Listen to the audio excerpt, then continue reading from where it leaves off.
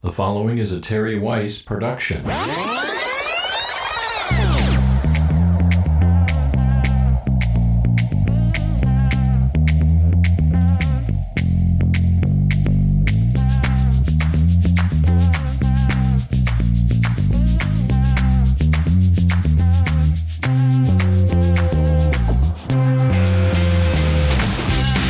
Well, hey there, hi there, ho there. Welcome, everybody. Welcome to another episode of Wyce Thoughts.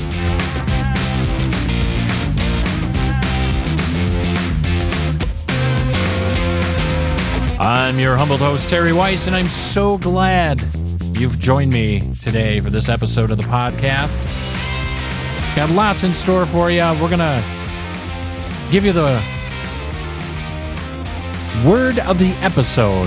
Mr. Producer, we got to think of a cool name to come up with this. The word of the episode. We're going to learn a new word today and what its meaning is. So much more. All that's coming up for you on Wyce Thoughts.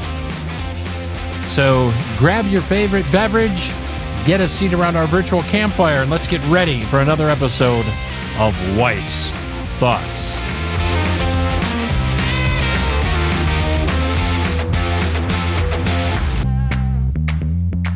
Hey everybody, welcome one and all. Welcome to Wyce Thoughts. I am Terry Wyce, and I am so glad, I am overjoyed that you are here with me today for the program. Thank you very much for joining us. We truly appreciate each and every one of you.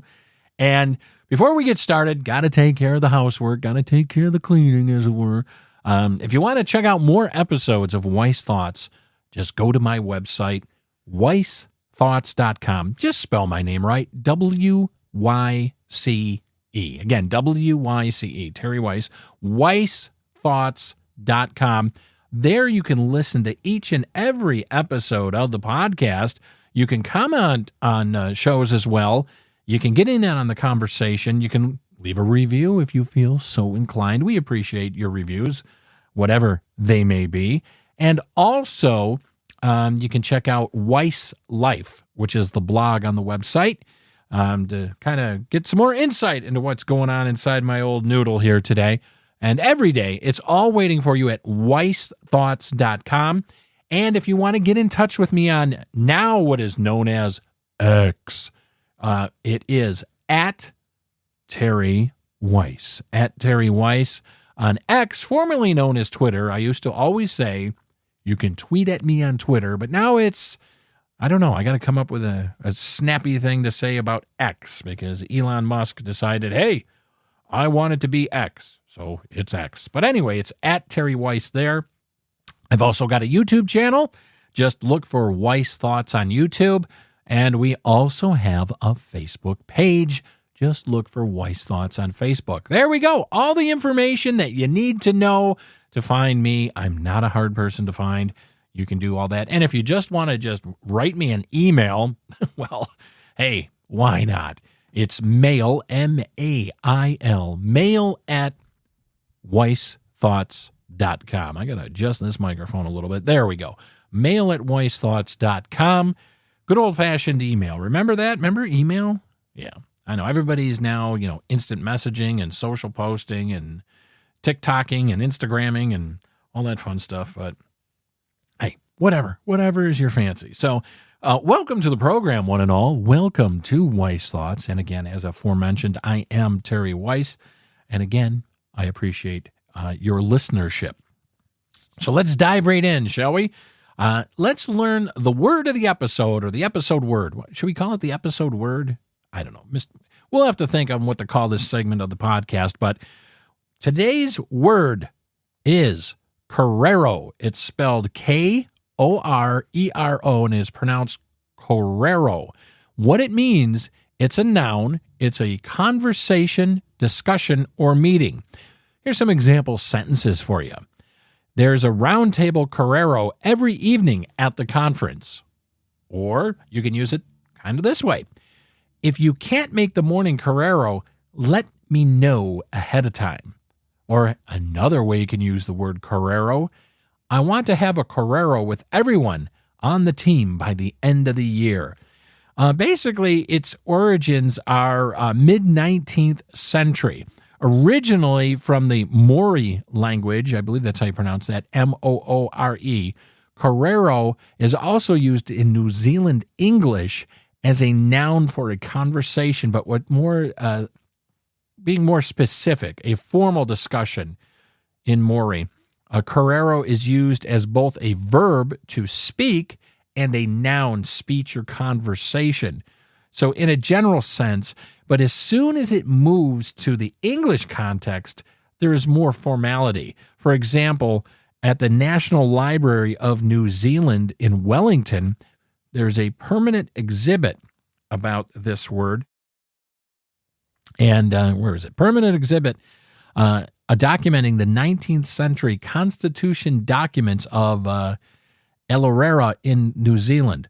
One feature of the exhibit, called Corero, features video interviews of modern citizens sharing what it means to be Kiwi, Kiwi, Maori, Moori, and the importance of culture. So there you go. You learned a new word today here from your old buddy Terry Wyce, Corero, Korero, conversation, a discussion, or meeting. So if you want to sound like you got a big fat brain, use Corero. There you go, huh? Right? Why not? So anyway, hi, how are you? What's going on? I hope all is well with you and yours as we ramble along here today on Wyce Thoughts. And man, we are full swing into fall, aren't we? Football season has become now commonplace here in the United States of America. Just got underway here about a week or two back. Already had big controversy in the NFL season too with Aaron Rodgers on that Monday night game versus the Buffalo Bills, which are my team. I'm a Buffalo Bills fan. And anyway, he played. He came there with this big fat contract, and leaving the Green Bay Packers. Now, for those of you who don't follow football, you're not going to really know what any of this means, and probably not care. However, for those of us that are just fair weather fans or diehard fans of the National Football League, he signed a huge contract to go play for the New York Jets, and got into the first game of the season, took 3 snaps, and unfortunately was injured for the rest of the season. He's out for the rest of the season. He has a torn Achilles tendon, and I've known people that has happened to, and it is extremely painful. Depending on the damage, he might need surgery, depending on what's going on with that. But definitely sad, because I like Aaron Rodgers. I think he's a nice guy. I wasn't rooting for him that night, but I wasn't rooting for him to get hurt. But he is out for the remainder of this season after taking only 3 snaps. And I had read that he is actually going to he has guaranteed, even if he doesn't play football ever again for the Jets. Are you ready for this? He has a guaranteed $75 million guarantee on his contract. Oh, Nelly. Man, that's a lot of bread. But good for him. I mean, these guys pound their bodies into oblivion and a lot of times die. Some of them die prematurely because of post-concussion syndromes and other malaise that happens to their bodies throughout their career. Their bodies take a pounding, man. I tell you, you ever want to, if there's ever any doubt of the abuse that a National Football League player, someone at that level, takes on their body, on their physical well-being, just watch some documentaries on like ESPN or ESPN Plus, or if you happen to get if you have Netflix, check out the series Ballers with Dwayne Johnson. Dwayne Johnson, and there's a few other stars in there. It ran for about, I think, 5 seasons. It was on HBO during its first run, but it's now on Netflix. That'll kind of give you a little bit of insight. I mean, yeah, a lot of it was dramatized, but it gives you a basic insight of what these people in the NFL, the players at least, go through some things. By the way, that was a very entertaining series with Dwayne "The Rock" Johnson. Speaking of Dwayne "The Rock" Johnson, did you hear about this controversy going on with him and Oprah with the Maui fires? I saw some things on this where him and Oprah made this video wanting people to donate to the Maui fire relief there. And boy, did they get smoked online. And some might say rightfully so, because if you look up the net worth of Oprah, let's just start with her. Oprah Winfrey's net worth, okay, are you ready? Is somewhere between, depending on the website and the source you get the information from, get this, is somewhere between 2.5 to 3.5 billion dollars. That's what Oprah Winfrey's net worth is. Now, she's worked for it, I'm sure, paid her dues, what have you, but anywhere from 2.5 to 3.5 billion dollars with a B. Now, The Rock, he is supposedly, or Dwayne Johnson, as he's more prominently known as nowadays, he is worth an estimated 800 million. So he's just coming up on his first, excuse me, he's just coming up on his first $1 billion. But between the two of them, let's be conservative. Let's say between the two of them, even if you go at the low number for Oprah, $2.5 billion, and you throw in there, say $3 billion between the two of them, okay? They're out there asking people to donate money. Now, in today's climate, it's kind of, people are struggling out there, all right? People are struggling. And they're hurting. Let's just be honest. Many people in the United States of America, and possibly around the world where you may be listening to the podcast Wyce Thoughts, some of you out there are really hurting, and I feel for you. We're feeling the pinch a little bit here too. That being said, a lot of people criticized Oprah Winfrey and Dwayne "The Rock" Johnson there for, saying, here's billionaires asking common people to donate money. Now, that in of itself could be insulting to some, okay? Just going to take a sip here. It's just water today, folks. Just water. Needed that for the pipes. They get a little dry when I yak a lot. That in itself could be insulting, okay? Asking people, hey, give us money, et cetera, for the effort. Because here's the thing. Why don't you reach into your wallet? Both of you celebrities. That was the contention. Why don't you guys reach into your wallet and, hey, donate. Go ahead, donate a little bit. Now, it was disclosed later, I guess, that they each, I don't know if they each gave $5 million or $5 million total, but honestly, considering the amount of money they make, I mean, I know some of you are out there and sitting, hey, Terry, $5 million is nothing to scoff at. I don't even have $1 million. I don't have anything close. I get it. I understand that. So $5 million, yeah, it's definitely nothing to scoff at. That being said, though, however, if you're worth a couple $1 billion, wouldn't you think, I mean, these people, and Oprah should know better, and so should Dwayne Johnson, you're surrounded by media people, you have handlers, et cetera, because I would like to believe that when you achieve that level of notoriety, that before you go out there and start blurting stuff out into the public, that you would maybe run it by somebody. I mean, of course, given the fact of all celebrities and politicians beyond have not done that. I mean, just look at things that happened on Twitter/X and in the media by celebrities not being filtered and not thinking before they open their yap. And hey, we're all there. I've done that. I've opened my mouth sometimes before thinking and went, oops. However, you would think with the notoriety that both of these megastars have obtained, if it was me, I would have said, hey, hi, I'm Terry Wyce, and I'm here with Oprah Winfrey in Maui, and just, this is a tragedy that happened to these people. People are suffering here, and I felt, and so did Oprah, compelled to help. So I want to let you know and give you guys an update on what we've done and how you can also help. So what I've done is I've donated $20 million to get the ball rolling, and Oprah's put in $20 million or whatever, to get the ball rolling so we can get these people the vital services, food, shelter, medical care, and to help to start rebuild the Maui neighborhoods here for these people. They've lost everything. And those of us that have something should do something. So here's the charitable foundation we've set up. If you feel compelled to give to help out, we would truly appreciate your help as well. So there you go. We just wanted to let you know. And then you go from there. I mean, that way you're at least telling people up front, hey, we've done it. We've started the ball rolling. We've kicked in a significant amount of money.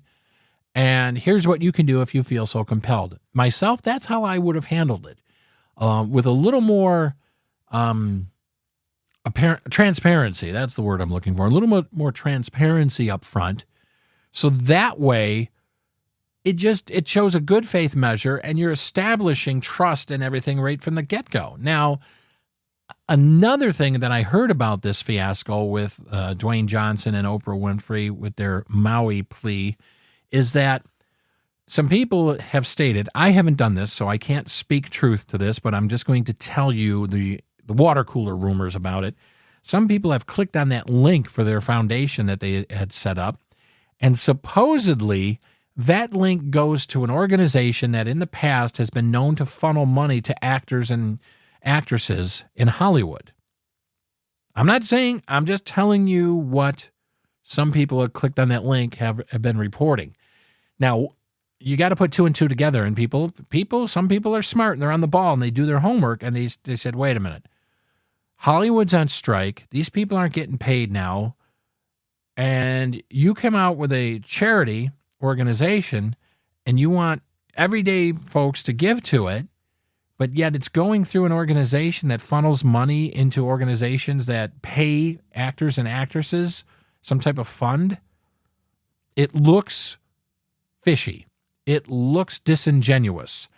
And remember, perception can become reality. It may not be the actual reality. However, in the public forum, in the public spectrum, perception can sometimes translate into becoming reality. Okay? That's all I'm saying. I'm not saying they're doing anything wrong. I'm not saying there was any nefarious thing, because there's rumors that it's a land grab by the Hollywood elites, etc. Again, depending on the information you get, because it seems like everything that comes out nowadays has 17 angles to it. I remember growing up in a time where it was black and white. It was either this or that. Now you got 17 different angles on any one event going on. But that's how I would have handled that situation. Very poor, I guess, decision on their parts to present it how they did, do it how they did in that.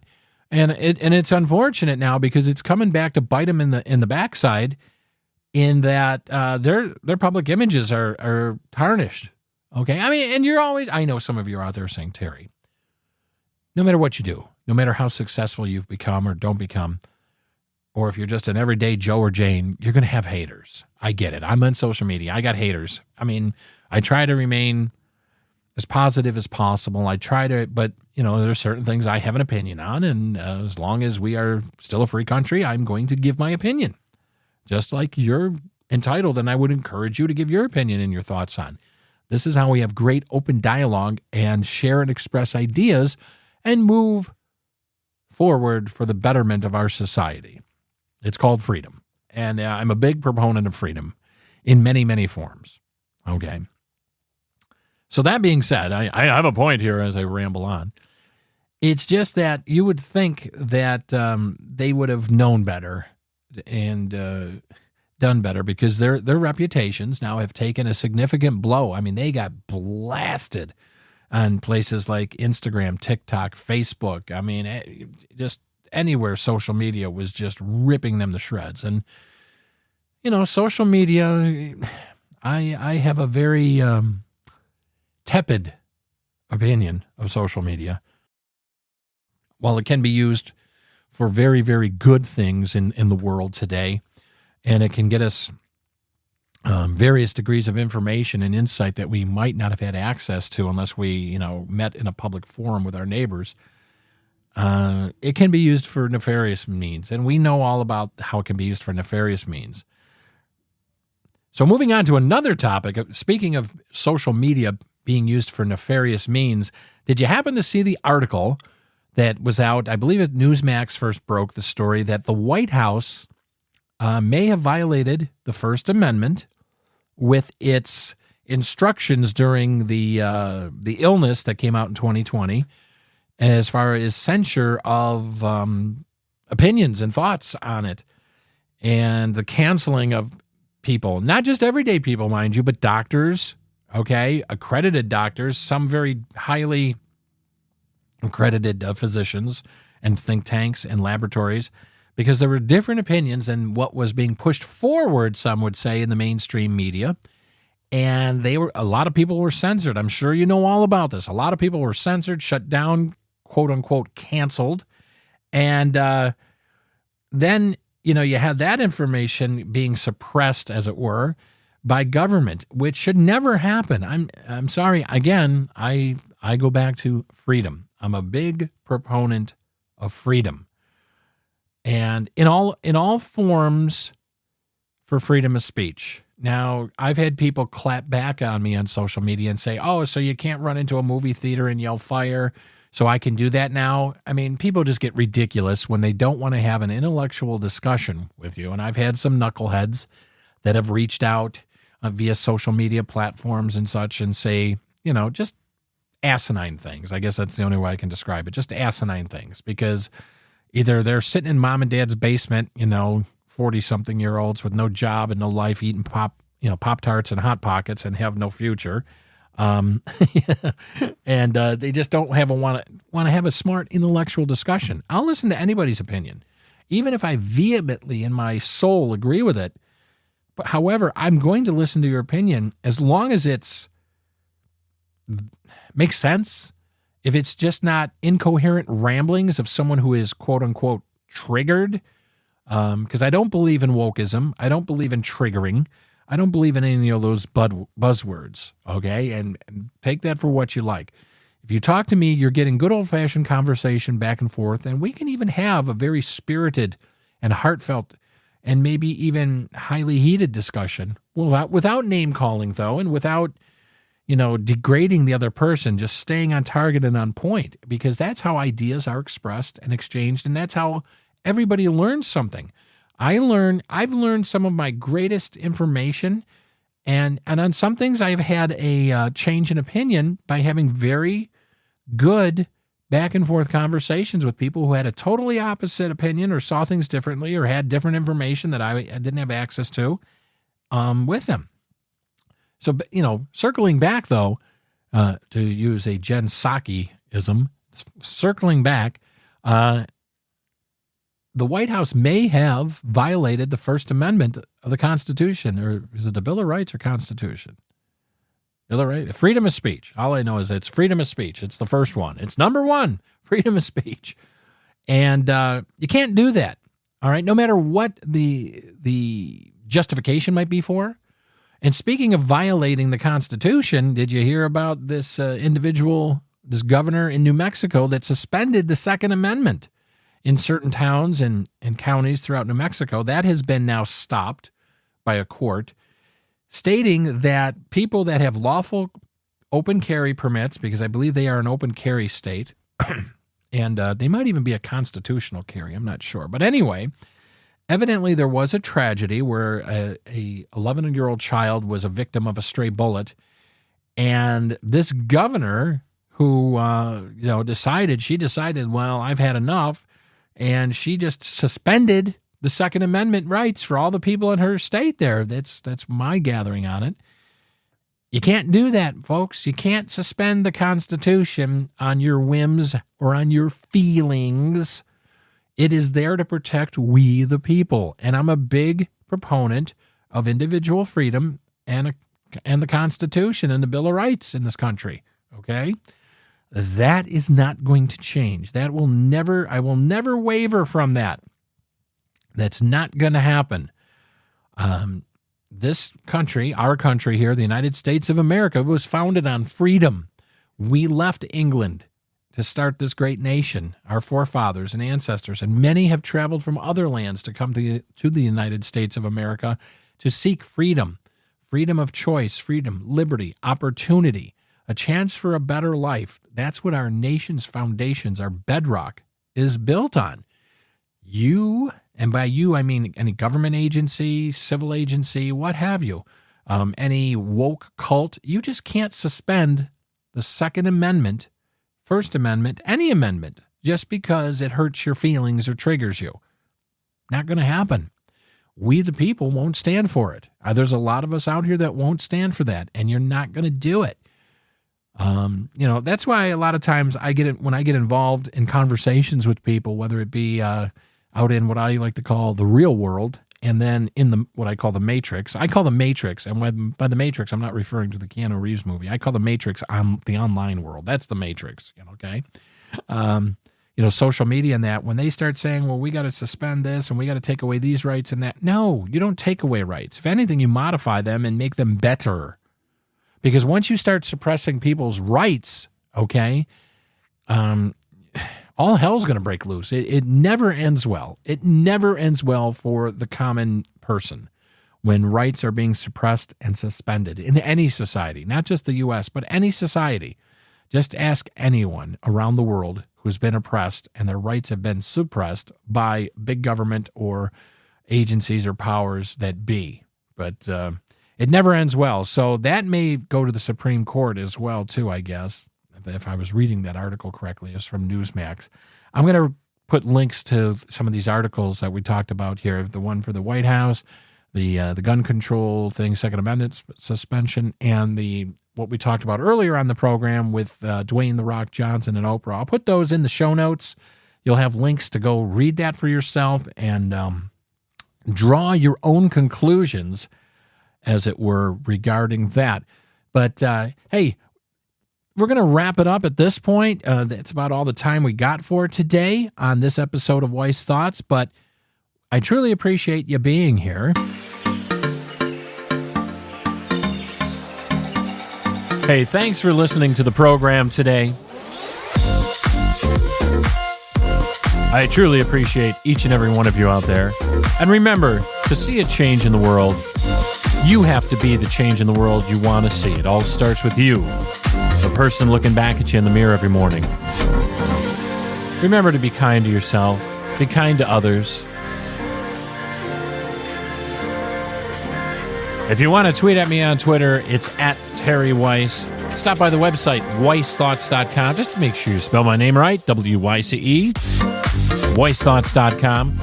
And hey, leave us a positive rating and review on your favorite podcast provider, won't you? Tell your friends, tell your family, tell your pets about Wyce Thoughts. And I look forward to gathering yet again around the virtual campfire with you real soon. Take care.